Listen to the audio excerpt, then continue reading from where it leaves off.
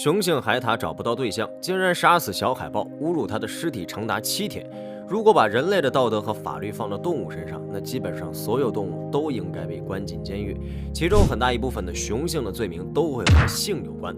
生存和繁衍是动物最强烈的本能，不过有些动物中的雄性没办法找到对象，繁衍的本能无法被满足，就会做出很多兽性，比如共同犯罪轮奸雌性，奸杀别的小动物幼崽，甚至还会骚扰人类。所以今天我们不聊别的，就来聊聊动物的性犯罪。这里是万物灵，欢迎关注熊探长，带你探索有灵万物。提到海獭，你是不是会想起它们飘在水上揉脸或者敲贝壳的可爱模样？海獭每次出行都会把自己心爱的小石头藏在腋下，那里有一个由皮肤褶皱形成的小口袋。找到爱吃的贝壳之后，就仰躺在水面上，把贝壳放在肚皮上，掏出小石头砸开硬壳吃里面的肉。海獭居住在北冰洋附近的寒带领域，它浑身毛发浓密，但掌心不长毛毛，就经常把手掌放在毛发较少的眼睛周围取暖。它们会飘在海面上睡觉，为了避免在睡着的时候被洋流冲散，海獭们总是要手拉手睡觉，看起来特别可爱。然而，真实的海獭并没有人们看起来那么可爱，甚至就是个该被关进监狱的诱奸惯犯。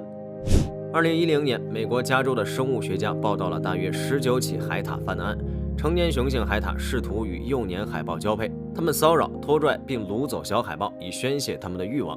海獭甚至还会杀死幼年海豹，然后对着它们的尸体进行长达7天的折磨。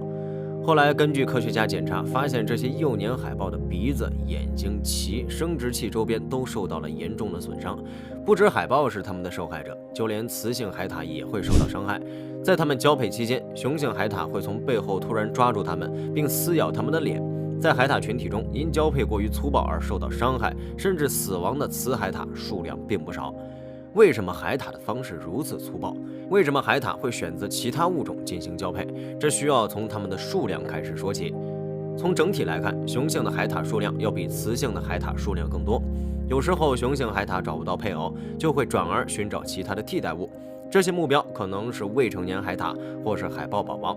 其中一些海獭的凶暴性格可能是与小时候相关，如搁浅或是受到某种伤害，这也会加重它们成年后的犯罪倾向。欲望特别强烈的雄性海豚，连女游客都不会放过，这就是真实的海豚，也可以说它们是自然界中最勇敢的强奸犯。海豚的智力非常发达，有着出色的学习能力、分析能力、认知能力，同时还是一种高度社会化的哺乳动物，这让它们在某些方面更接近人类，包括一些比较隐私的方面。在最近几十年中，美国多次报道游客受到了海豚的骚扰的事件。根据统计，美国每年发生的海豚强奸案多达14起以上，受到骚扰的人不计其数。曾有一视频记录，海豚会在水中嬉戏的人的周边游来游去，并且用嘴巴多次顶撞女性游客。刚开始，游客以为他们是在嬉戏，但后面事情愈发失控起来。那些海豚露出了他们的性器官，开始撕咬女游客的屁股和大腿。根据科学家们的调研，发现这是因为海豚的高智商和独特的身体构造，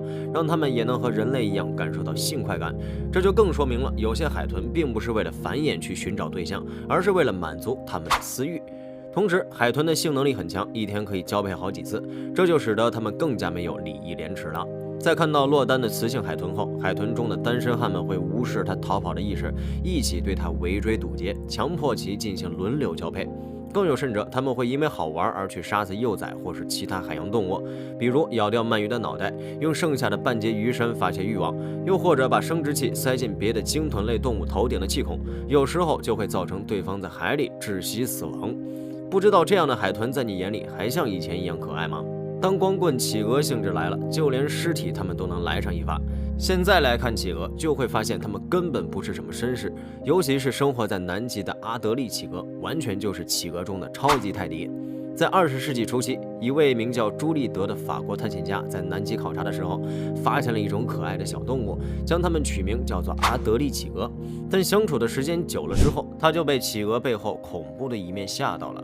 到后来，另一位英国探险家列维克揭露了阿德利企鹅的真相。这些企鹅有着极强的性欲和犯罪能力。首先，在繁殖季没找到对象的雄性阿德利企鹅会对同性进行求偶，又或是直接交配。他们可能是被汹涌的性欲冲昏头脑，觉得只要是企鹅就行，不管对方是男是女，头脑一热直接冲了上去。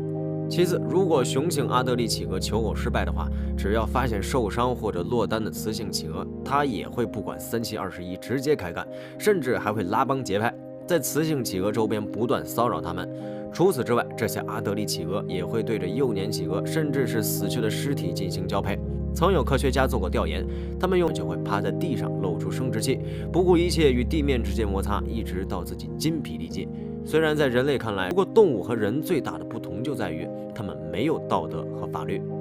不管怎么样，这些都是动物自己的生存之道，用人类的道德观去要求它们，显然并不现实。只是如果你真的遇上这些动物的话，还是要提高警惕，保持安全距离，尤其是海豚。非常感谢您看完本期万物灵，欢迎点赞、评论加关注，您的关注是熊探长探秘的最大动力。